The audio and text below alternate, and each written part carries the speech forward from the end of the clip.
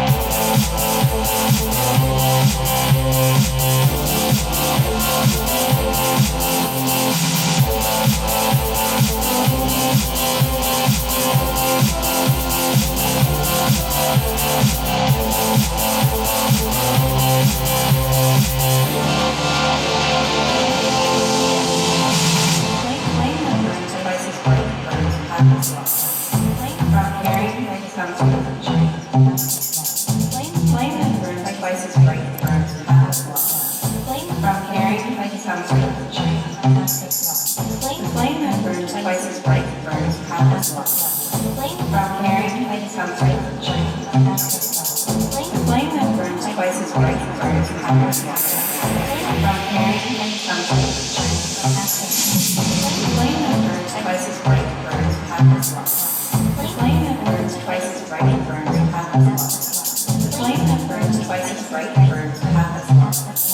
flame that burns twice as bright burns half as long.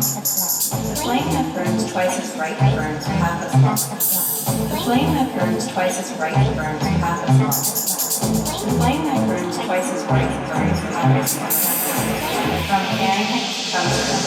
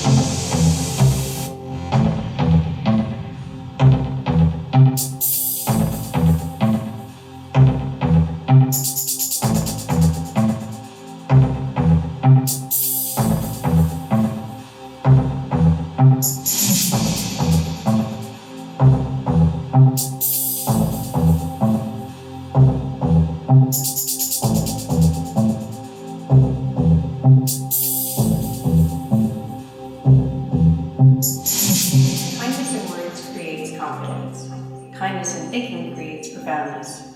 Kindness in giving creates love.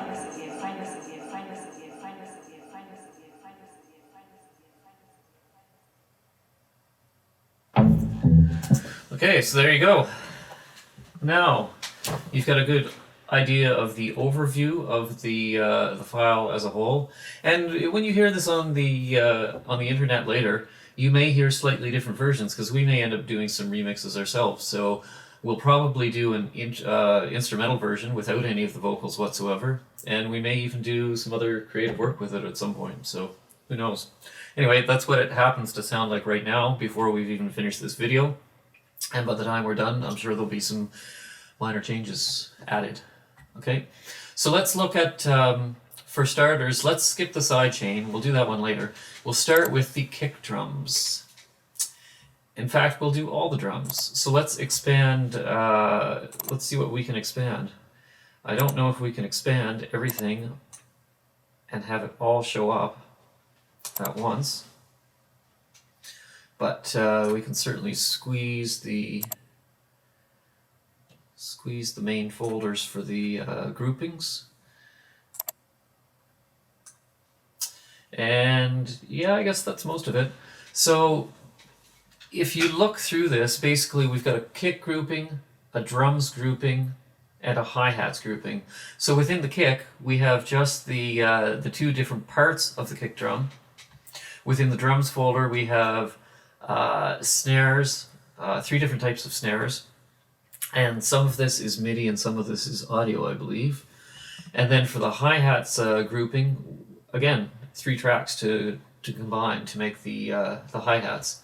Now, does it make sense to listen to the drums by themselves without the rest of the music? Well, that'll take another 7 minutes of the video, which maybe is unnecessary, but I guess it can't hurt. Worst case, if you don't want to listen to this part, just fast forward 7 minutes. But for now, let's go through this again, and then you can see how the drums work with everything else not going.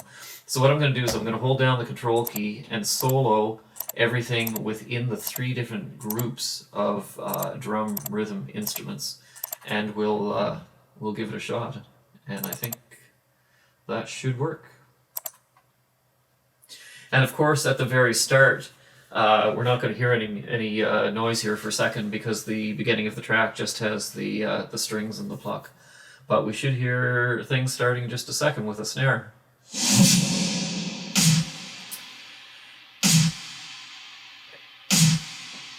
And so obviously listening to that on its own without anything else, you can hear a ton of that wash in the background.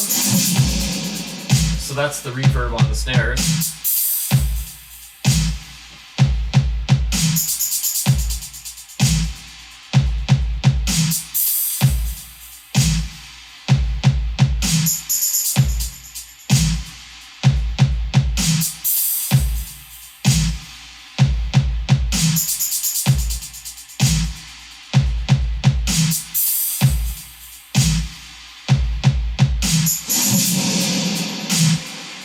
So this is a breakdown. So that's why the kicks disappeared for a minute. Or I should say half a minute, technically.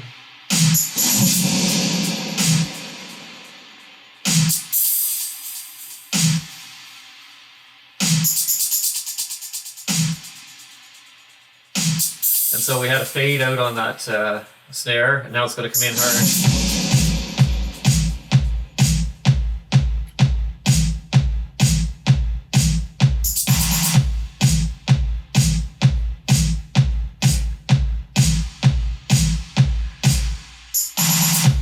So this is almost entirely kick and snare right now, so kind of driving the beat. But usually the hi-hats come in when you want to ramp up the energy a little bit, which is about to happen.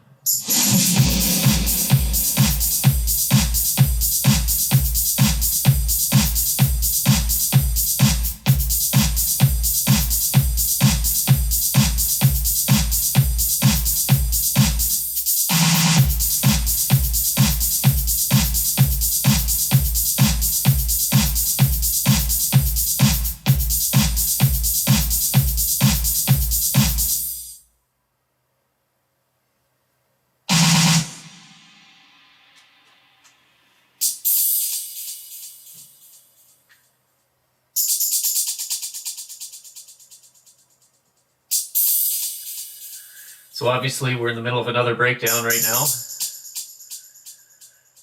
And this is the one that has the vocals associated with it in the current version.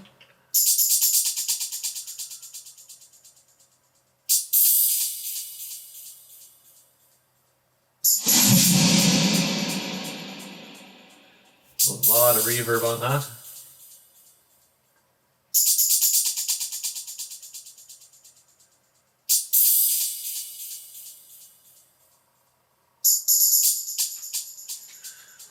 It's amazing how stark the drums can sound at certain parts in the track when there's no other musical instruments in with it, like pitch-based instruments. I mean, technically you can tune the pitch on a drum, but...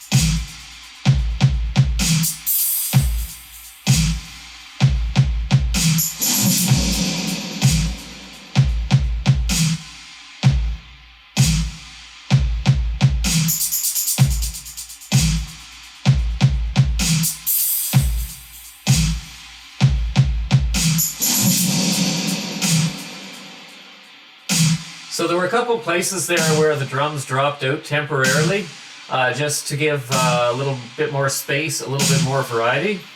And you'll find when you're DJing, if you're a DJ, you tend to think in groups of 8 bars at a time.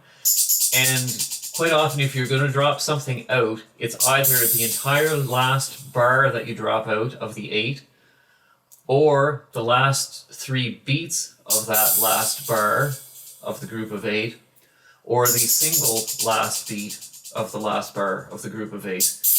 And, that's something that DJs just instinctively do. Dancers tend to instinctively expect it happening sometimes. And so sometimes as a producer, you'll build that right into your track to add the variety that you want.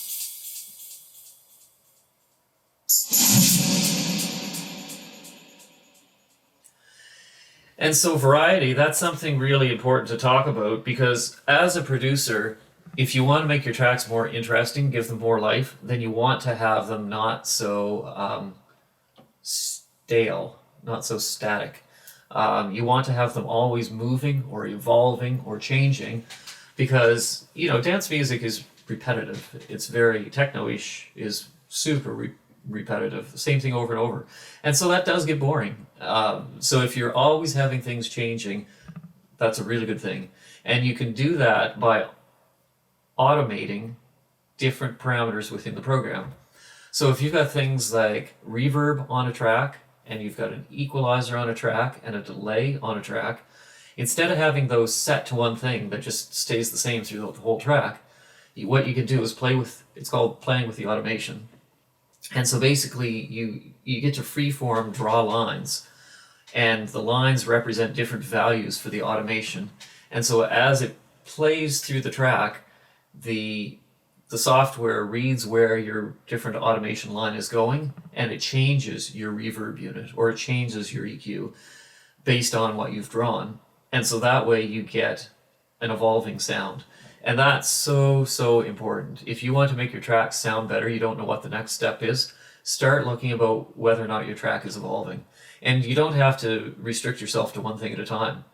I often find that I'm changing 3 parameters simultaneously over the course of 8 bars.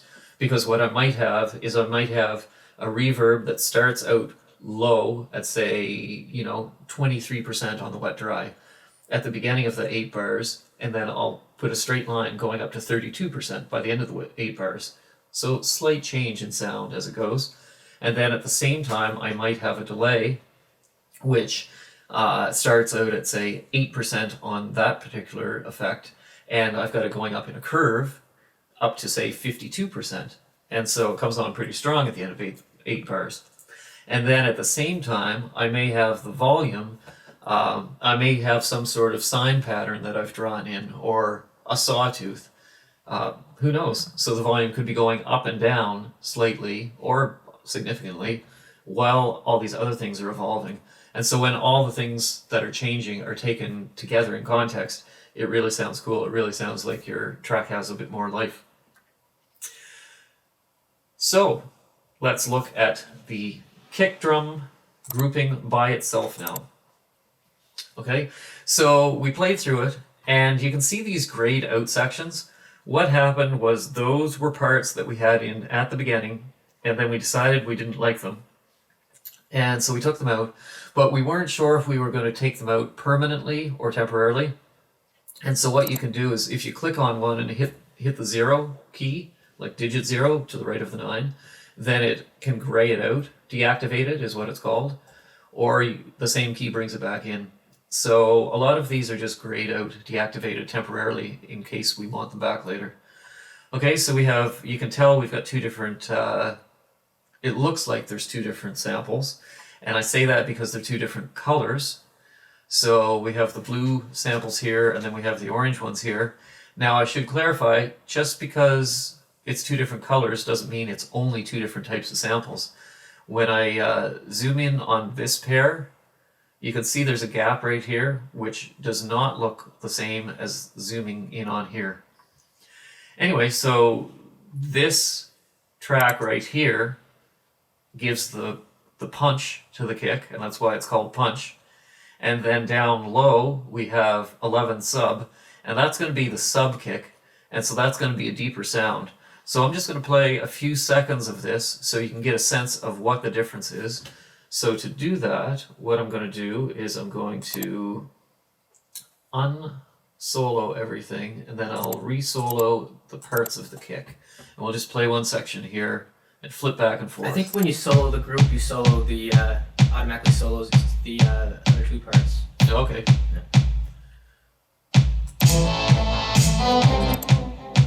Okay, so there's just the punch, which is the upper trebly part of the kick by itself. And then if we do this one instead, you can hear the low end. And again, two together. That's a great sounding kick, actually. Okay, so that's how we have, how come we have multiple tracks within a kick folder. And obviously we went through, and there's nothing here because that's the big breakdown, but then we have a lot of kick throughout the rest of the song. And automation, Fran's going to talk in a second about how we made this with the MIDI and with the sound coming through, samples, whatever. And he's also going to talk about the effects rack that we have on here. But I will talk briefly about automation. And so on each track, you'll see two drop-down menus, and the top one shows different parts of the overall instrument. The second one shows things that can be automated. Now, this is not a good example in this one because our kicks don't have any automation. If I can take a second to go to the guitar and then go into the drop-down menu here, you can see that red dot means there's automation on the track volume in this guitar thing. If we look down at vocals is maybe an even better example. And so on the vocals, I've got red dots beside panning and volume, so I can flip back and forth, and you can see that I have two different types of volume, two types of automation. And you can actually, if you want to see them simultaneously, you can open up this, click the plus button, which brings the volume, brings the automation that you're looking at down into a new section. And then what I could do is bring up the menu a second time. And so now I've got my track volume automation on one automation lane, is what it's called. And then I've got my panning on the next lane. Okay, but you don't have to do that. Anyway, key thing is that our kick drums do not have any automation, so I can't really explain anything there. So maybe I'll get Fran next to talk more about the effects on the kick track. I guess I'm going to talk a little about the processing that we use for the kick. I've been making kicks for probably 3 years now, and it's one of the hardest things to get to cut through your mix.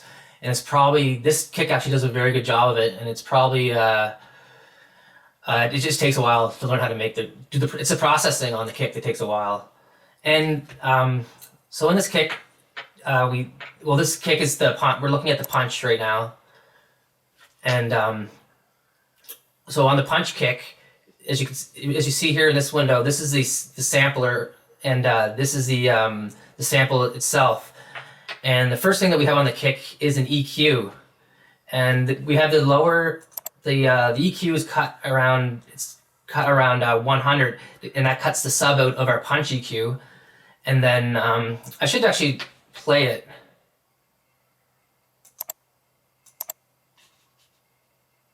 And then you can hear the difference between. I'll start turning things off and on. And so that's that's going through. That's with the EQ on. This is with the EQ off. So it's a lot more full of a sound. But when you put this EQ on, the two things that we get is we have a little cut there at 250, and that helps create actually more punch in the kick. And then we have a boost up here, and it can be anywhere between probably 3,000 and 5,000. And you just do you do a boost. And actually, if you want to hear the actual frequency just itself, you click on this blue headphones, and if I click on the file, I'll just hear the sound in that frequency range. So that helps me. That kind of helps me isolate the where I want that. This gives it a smack, and so I just kind of hone in on where you want it. I think that sounds pretty good. That might be actually, it's a little higher than what we had it at. Actually, I'm going to command L.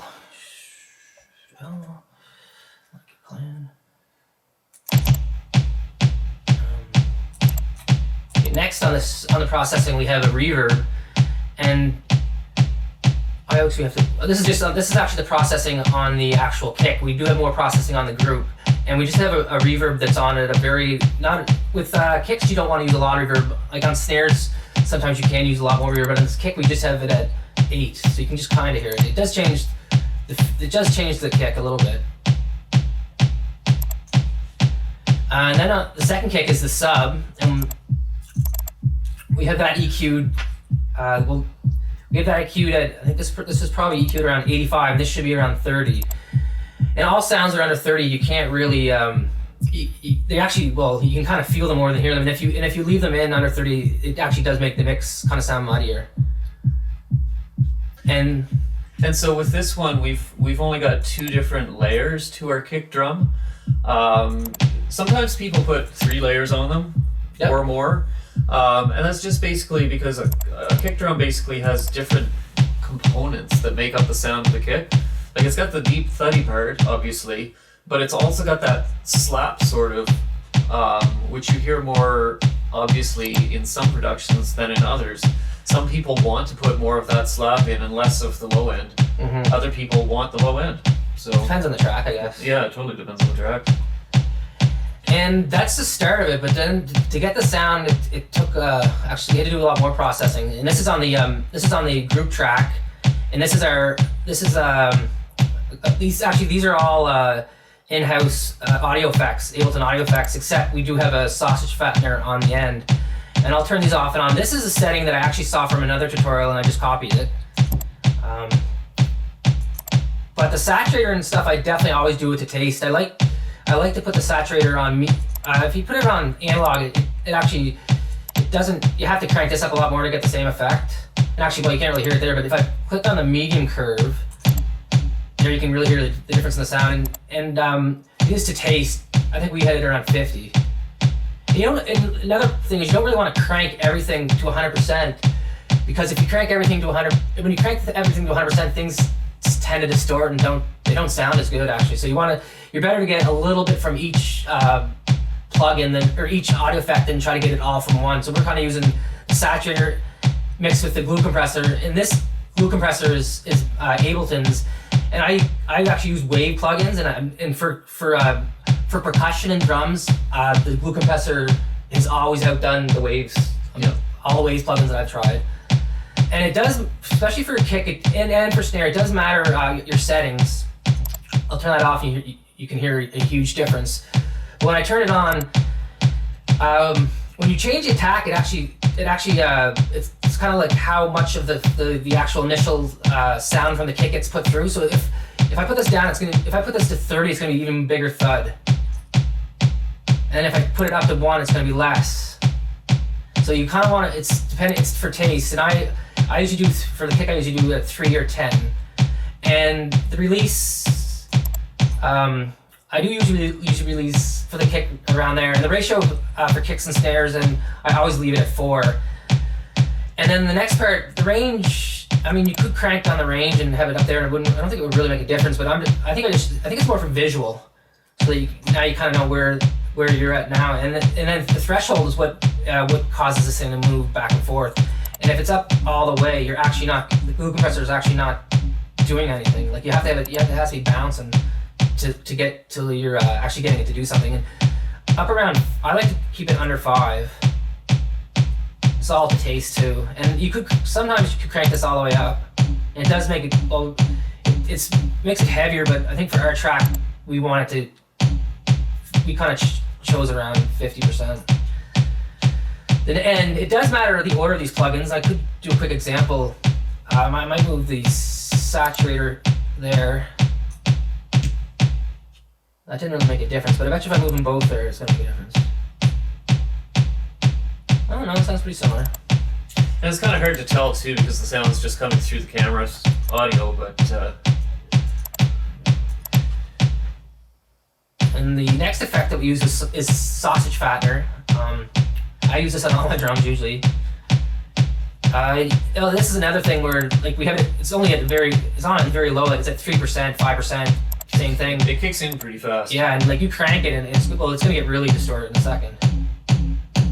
So I guess if you're doing like certain styles of dance music, they would want it like this, hard style, I guess. Yep. But yeah, around 5%, 3%. You just get a little boost from it. And I guess the last thing is. And try turning it off for a second to see the difference. Oh, okay. It's slight, but That's pretty significant considering how low it's set. 3%, Yeah. 4%. Yeah. And last we have the mono, and you always want to mono your kick, and you want to mono your sub. I always mono the kick, and I mono the sub bass, and that makes sure that your sound is centered in the very middle. It might not make too much of a difference with audio, but it's just a rule of thumb. Yeah. Mono your kick and mono your sub. And that's kind of relates to the fact that a lot of stuff that's being played in clubs are not necessarily always going to have their sound systems in stereo. And you think that's crazy. Like any decent club surely must be stereo everywhere. Well, good ones are for sure. But there are some really good clubs out there that have mono sound in a lot of areas of the club. And, sometimes it's inevitable. It's not that the club is trying to do, a worse job of making their music sound terrible.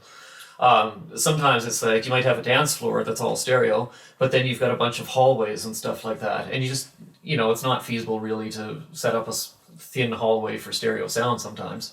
So, if you've got your stuff in your track panned way off to the left and to the right, well, let's say you've got stuff on the left side and you're in a hallway where you've only got the right side coming through a speaker. Well, that stuff might be missing from your mix. So you have to be really careful thinking about that, but that's another long story, I guess. Mm-hmm. Anyway, so that's... Well, that wasn't the last thing we did. The next part we'll have to talk about is the sends or returns, and we did add a little more reverb, and this is from the send A. It's actually set. I usually set them at 100%, but this one was set at 55, and it does work. We'll play the kick again, and I'll turn this up. You'll hear a difference actually. You can hear it. There's a lot more reverb to it. It actually gave it kind of a sound boost somehow, but it did. But the main thing now on this that we really got to help boost the kick through is compression. And this is called New York compression, and it's on the send, and it's on the F send. I'll click on it. And so what we have here is we have a compressor, and the ratio is set to 4. The threshold's almost all the way down to minus 36. The attack is all the way to 0, and the release is at 300 milliseconds. And the main thing that this is doing is the EQ is just EQing, for the kick it's EQing the high, it's EQing, the low, and then it's EQing the high. And with the kick, most of the sound is down and lower. So we're getting a little bit of compression on the bass of the kick, or the lower frequencies, which I guess would be...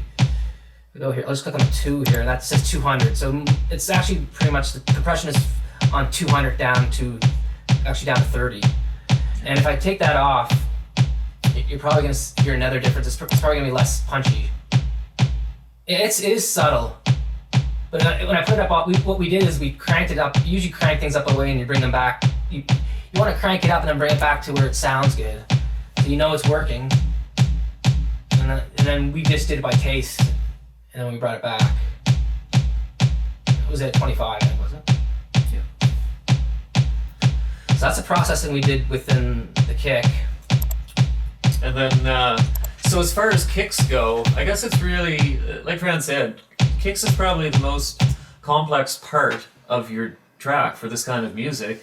And it's odd because it seems like a kick drum should be one of the simplest parts, but it's not. It's, I could spend 2 weeks teaching you stuff about kick drums and not run out of material. Like, I'm sure I could do 6 or 8 hours of videos about how to design a decent sounding kick drum. And like, I've just done tons and tons of tutorials like Scooter, and this kick that we got here, it is working, but I've been producing for 3 years now, and it's only in the last 6 months that my kick is starting to actually punch through the mix.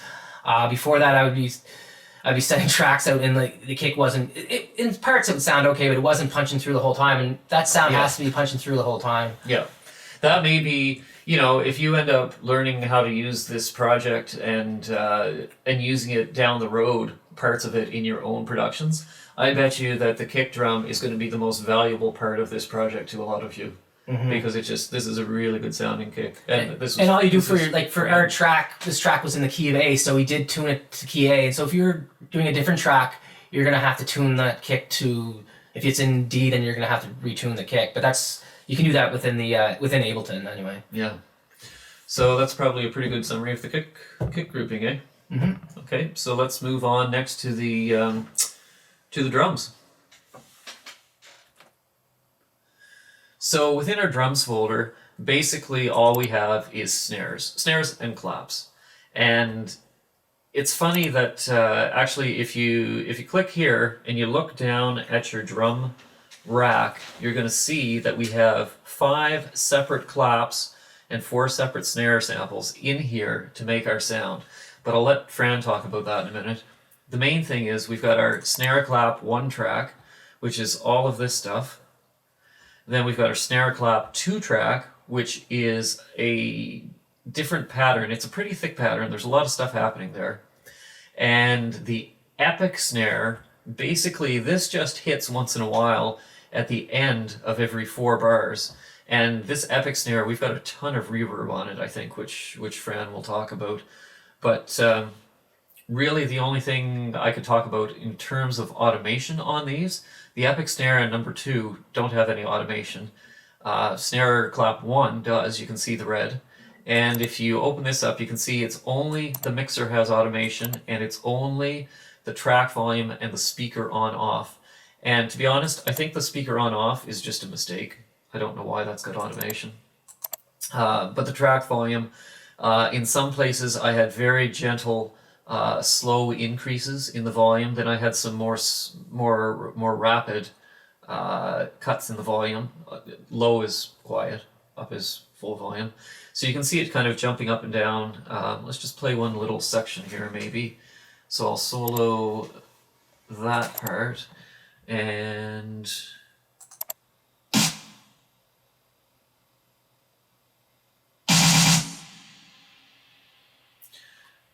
what's happening there? Oh, sorry, that's a deactivated section. Okay, so I don't know why all this automation is there. That's totally irrelevant. Sorry, not paying attention. Originally we had that in. Yeah. We had the snare in at that point. And it looks like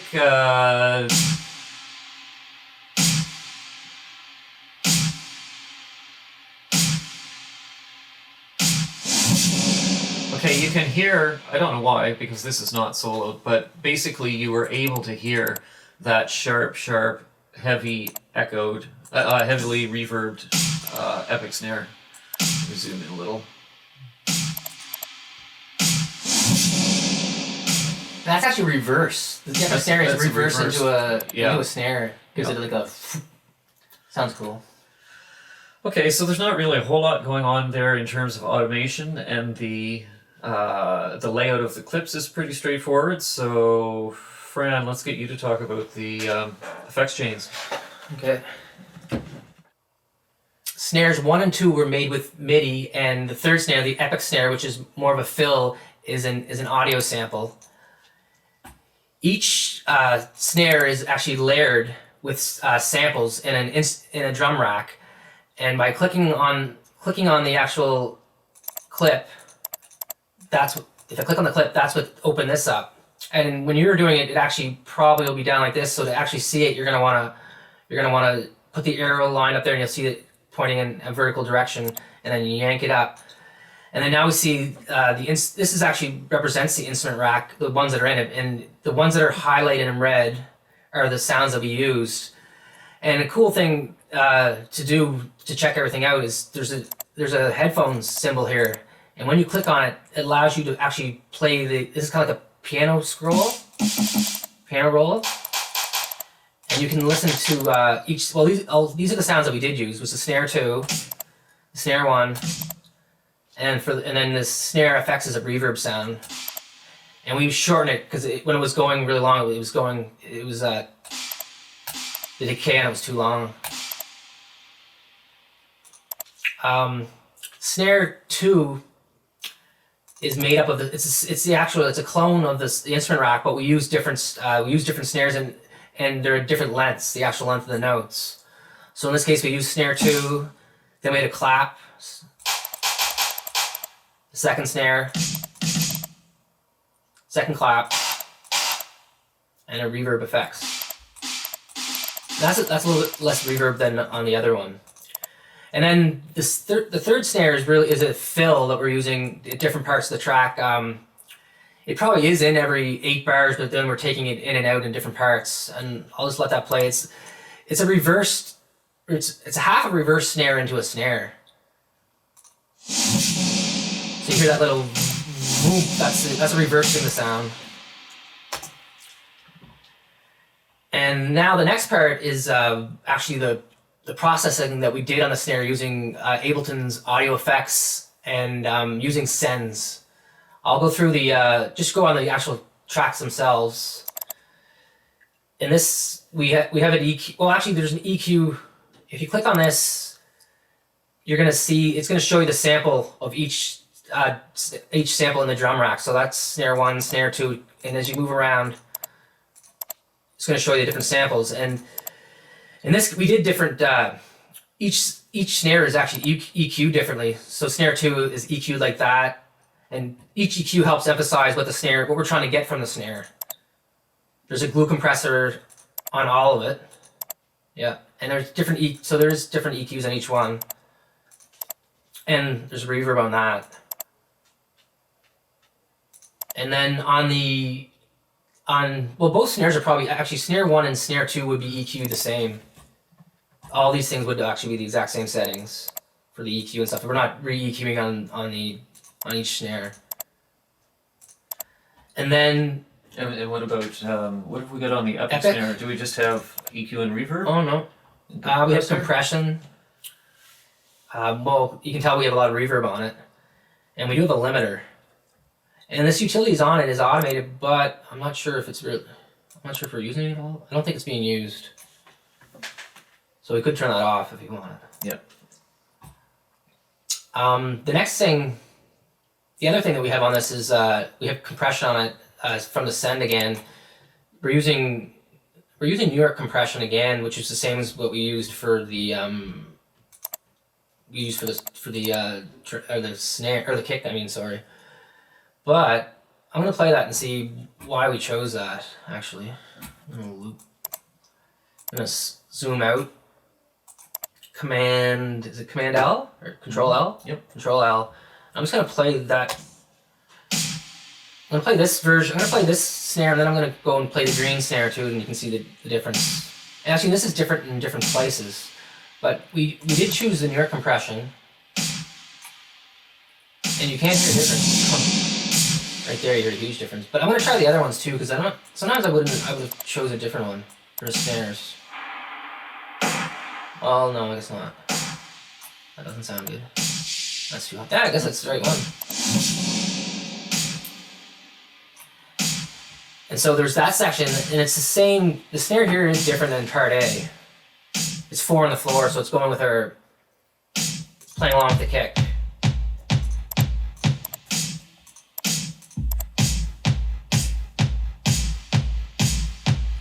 And then the green does change it up. It gives when it changes the green, there's more energy, and we wanted more energy in the track.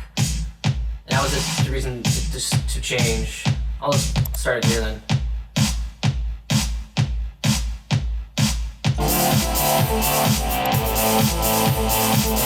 That really helps push it, gives the track drive. Yeah. Anything else for snares? No, I think that's. Oh, we do have a sausage fattener on it.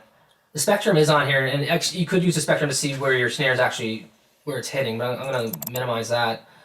And the sausage fattener is on it, and it's at 10 and 7. So 10% fatness, 7% color. Actually, we may as well see what the sound difference is. Flame and burn. probably a little difference. Yeah, it gives it a little punch. Kind of helps push it through the mix a bit. But yeah, our snare and kick, I think, are really good at coming through, and I guess we'll hear it right now. Probably the two strongest parts of the track, I would say, are probably the kick and the snare.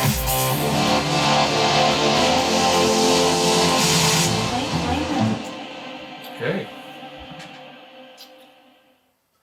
Okay, looking at our hi-hats grouping next. Let's open that up, and we see we've got 3 tracks, and 19 and 20, the two at the bottom, basically are mirrors of each other. And the reason why we have these kind of doubled up is relates to our delay, which Fran is going to talk about in a minute.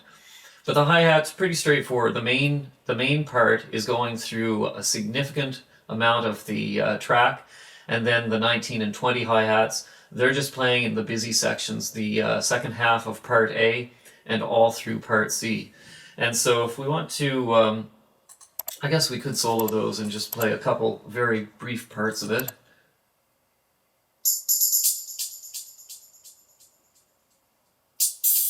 Okay, so obviously not a whole lot happening there, but once you get into the main part of the track, a little busier than up here. And really by themselves, the hi-hats don't sound, you know, like they're doing a whole lot, but once they're put together in conjunction with the kick and the snare, it really, really makes a big impact overall. And as far as automation goes, you can see we've got no automation on 19 or 20. We've got a little bit on the mixer, nothing else. It's just the mixer. And yeah, it's the dotted eighth note delay off and on. So anyway, pretty straightforward. So Fran, why don't you talk about the effects being used here? As you can see, the hi-hats are all in MIDI. I'm gonna click on this clip right here, and we're gonna see how we layered to create this sound. Double clicked on it. I'm gonna open the window up vertically, and now we can see the different sounds that we have in our instrument rack for the hi-hat. We have the shaker. Oh, I turned the blue thing off, sorry. We have the shaker.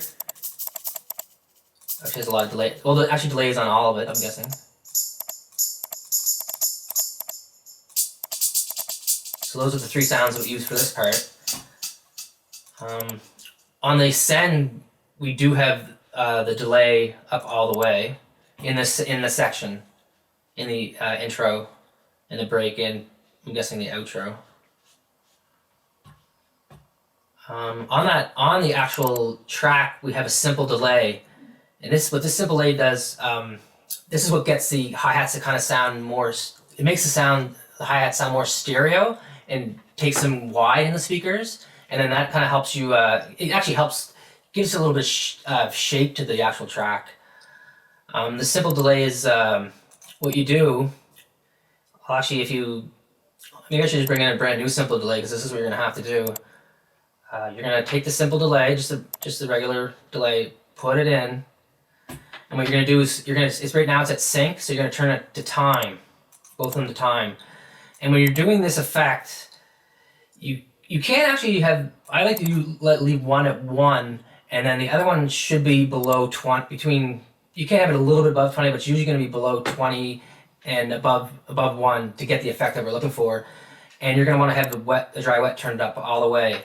So right now, when I play it, it's probably going to be, you're not going to hear the effect because they're both at 1. I'm just going to loop it, Control L on a PC, and this is with the effect on, but it's not set up. So that sound and this sound should be the same, pretty similar. Yeah, they are. So then, as I bring this up a little bit higher, you're going to start hearing it move out. Sounds a lot wider, and it's to taste, and it's usually between 10 and 20, and the other one's at 1. Now I'm going to go to the other hi-hats that we used. In this section, the other sections are the energy sections. And in that case, we do have we're using a lot more of the hi-hats, and the frequency of them occurring are happening a lot more. But the effects we used are very similar. We don't have the delay, the big huge delay that we had on the one-hit hi-hats. But in this case, what we'll do, I'm going to click on this and open up and go through just to show you what we have layered to create this sound. In this case, we have the shaker. You call it a, no, that's a, what would that be? Tambourine. Tambourine, yeah. Okay. Just trying to think of that. And ride, I like rides a lot.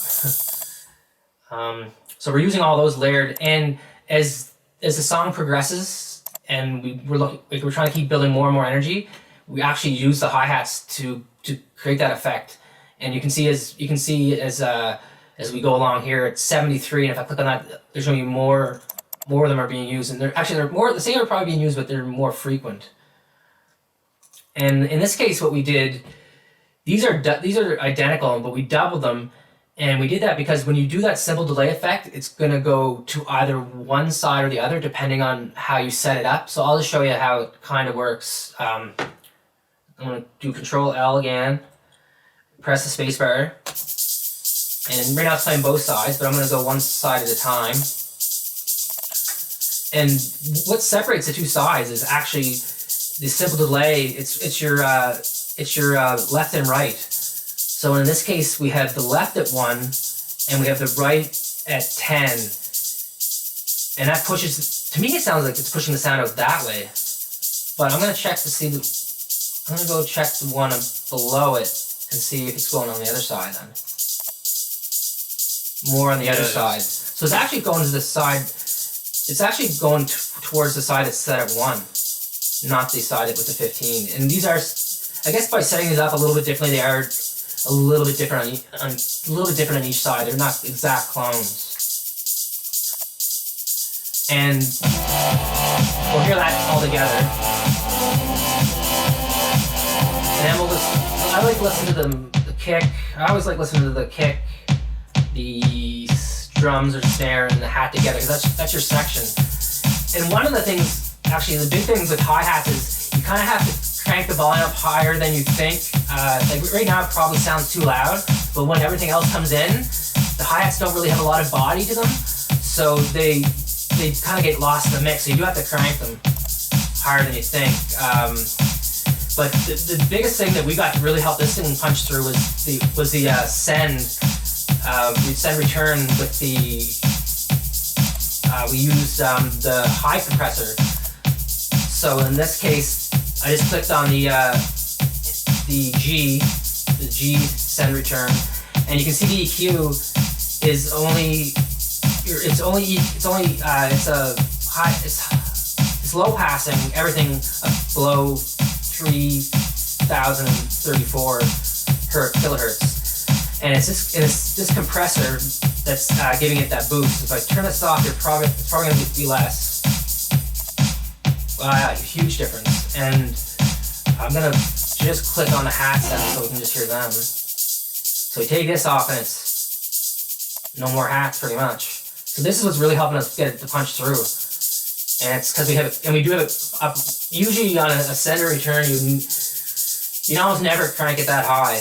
You're just looking for little things, but for us, like, we took it and we cranked it, and it actually doesn't even sound bad like that. Sometimes when you really crank it, it's not going to sound good. But that's what we kept it at right there.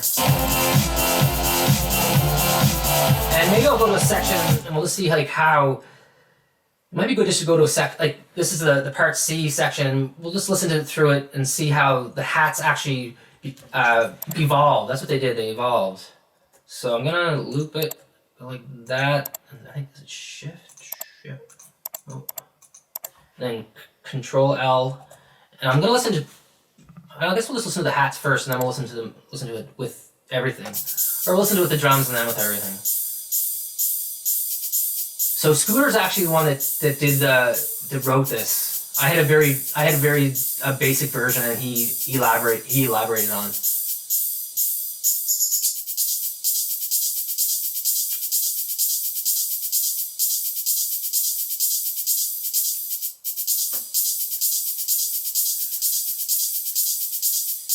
Okay, we're gonna listen to it with the drums. Oh,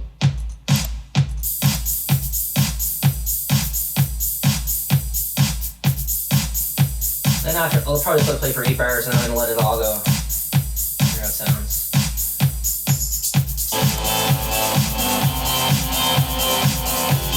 Even that, like you can really hear it, it's not sounding near as much present. We might even need more of that.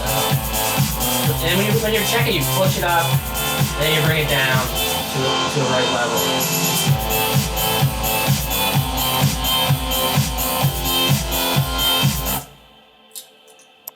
So I think that pretty much covers the hi-hats.